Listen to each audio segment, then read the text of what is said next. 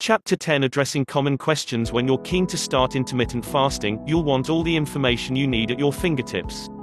Although we've addressed all the key points in the first 9 chapters, there are a few more questions to answer. Here, we address some of the most common questions about intermittent fasting. Hopefully, the answers will help you to make a final decision about whether it could be right for you.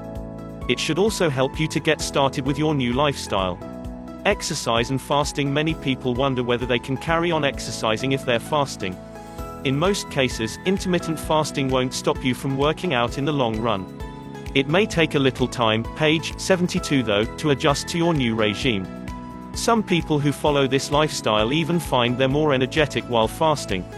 Some people worry that they'll lose muscle if they fast. This is something that is a danger with any diet. However, you can avoid this happening.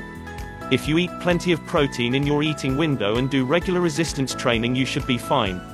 It's advisable to exercise at the end of your fasting period. Usually, you'll feel hungry around 30 minutes after finishing your workout. If you break your fast at that time, you'll feel satisfied. What should you eat during your eating window? When you follow an IF lifestyle, there are no restrictions about what you can eat in your eating window. This is why it is so different from other ways of dieting. You aren't restricted to amounts or specific food types. However, it's wise to remember that you should still make healthy choices. If you overindulge regularly, you won't see the benefits of IF.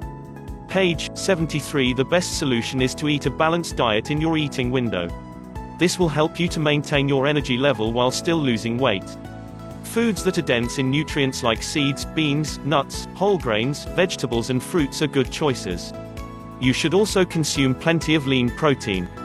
There are certain foods that are especially beneficial if you follow this way of eating. Avocados, yes, they're high in calorie. However, they are packed with monounsaturated fats. This makes them very satiating.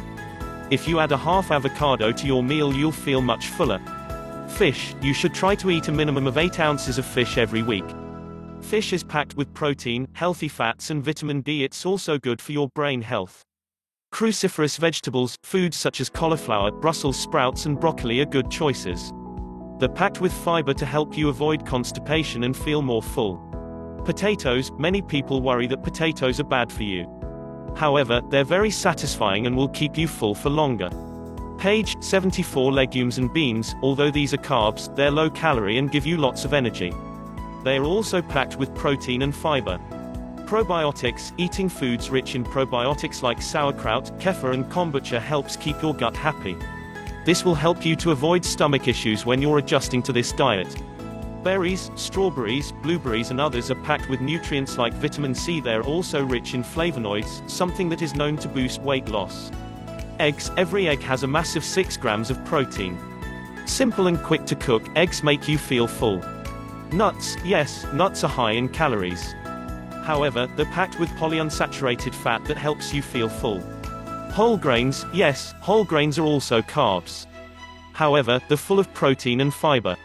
You don't need to eat too much to feel full for longer.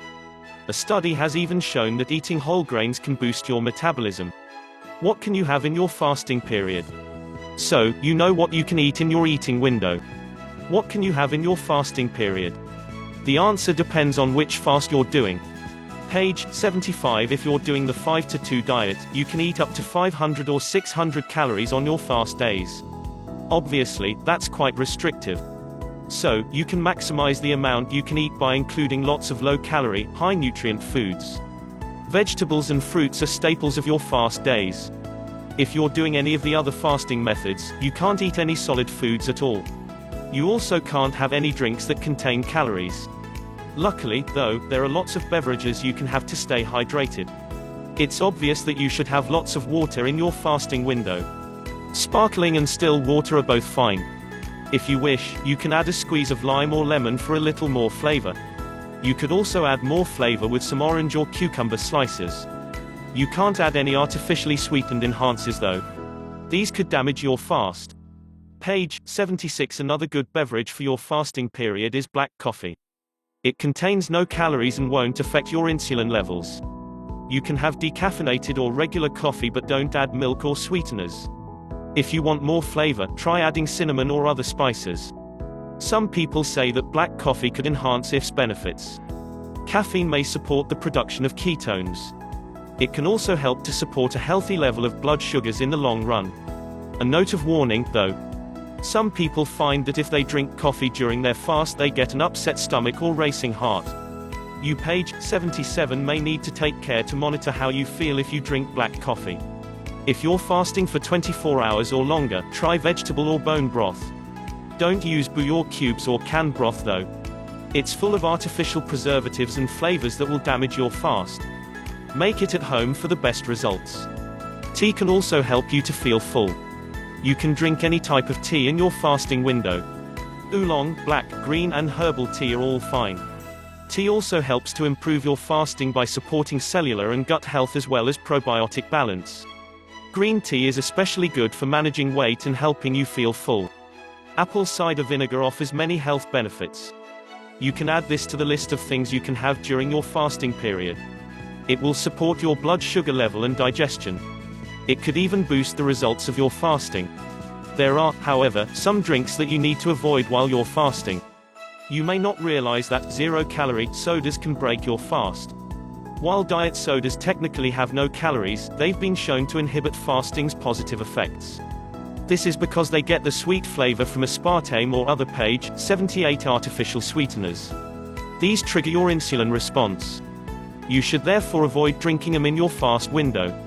Many people ask whether they can have coconut water or almond milk in their fast period. While both of these are healthy options with benefits for your wellness, they contain lots of sugar. Since sugar is a carbohydrate, you'll no longer be fasting if you consume it. You shouldn't drink these beverages in your fasting period. One very common question is whether it's possible to drink alcohol if you're doing an IF diet. It's important to limit your consumption of alcohol to your eating window. This is because most alcoholic drinks contain a lot of calories and sugar. Therefore, drinking them will break your fast. Also, alcohol will have more effect on you if you have an empty stomach. Even a single glass of wine may make you feel unwell. Can children try intermittent fasting?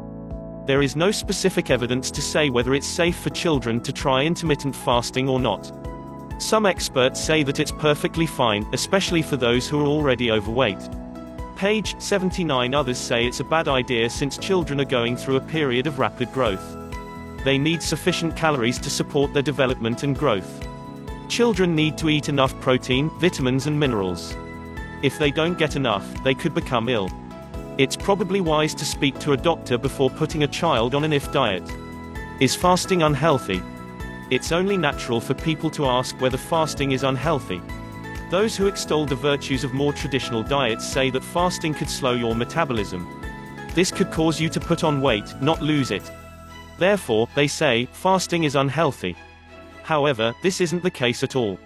People have been fasting for centuries with no ill effects. Studies carried out on people during Ramadan have shown that extended fasting causes no health issues for most people. There are a few issues to bear in mind, though. Fasting isn't for everyone. Some people find it difficult to fit it into their lives. They struggle to sustain this lifestyle for extended periods. They may find it difficult to fit in socializing, work and exercise around page 80 fasting windows. This can lead to an inconsistent eating schedule that may have unhealthy consequences. There are a few other issues to consider too. Some people who try IF begin to lose touch with the signals that tell them that they're full and hungry. This can make it hard to stick to IF in the long run without developing an eating disorder. Some people who are prone to eating disorders become obsessed with food and eating. Some binge during their eating window. Others push their fasting further and further and become fixated with not eating. It's therefore important to approach IF with caution if you have a history of disordered eating. On the whole, though, IF isn't just not unhealthy, it can be positively good for you. It can help you to effectively manage your weight and avoid obesity. It can improve your metabolism and your insulin resistance. It can also decrease your inflammation and boost your cell repair as well as support a healthier gastrointestinal tract. Page 81. Conclusion. Now you know the benefits and possible problems associated with intermittent fasting. If you're ready to try it yourself, this book should tell you everything you need to know to get started. Identify why you want to try intermittent fasting. You may want to lose weight or improve your health. You may just want to see if it makes you feel more focused and energetic. If you know which benefits you'd like to see, you'll be in a better position for success. You'll also be able to prioritize the strategy and foods that will be best for your goals. As you've seen in this book, there are several different IF plans to choose from. You'll need to consider which one is right for you. You may prefer a daily approach with something like the 16-8 diet. Alternatively, a weekly plan like alternate day fasting or 5-2 may suit you best. You'll need to consider your schedule and your personal preferences. Think about the times you get up and go to bed. When do you tend to get hungry? How busy are you during your page 82 day? Do you work out? The answers to these questions will help you choose your eating window. If intermittent fasting is going to be successful for you, it needs to work effectively around your lifestyle. You need to be sure that you can keep up your diet in the long term. You'll only be able to do that if it fits in with your needs. Remember that intermittent fasting should make your life easier, not harder.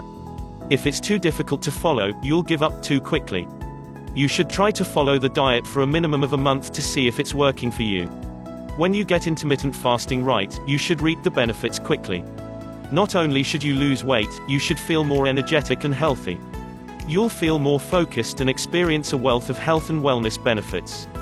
From a reduced chance of developing diabetes to a potentially longer lifespan, the advantages are numerous. So, what are you waiting for? It's time to give intermittent fasting a try for yourself. You're sure to experience the benefits.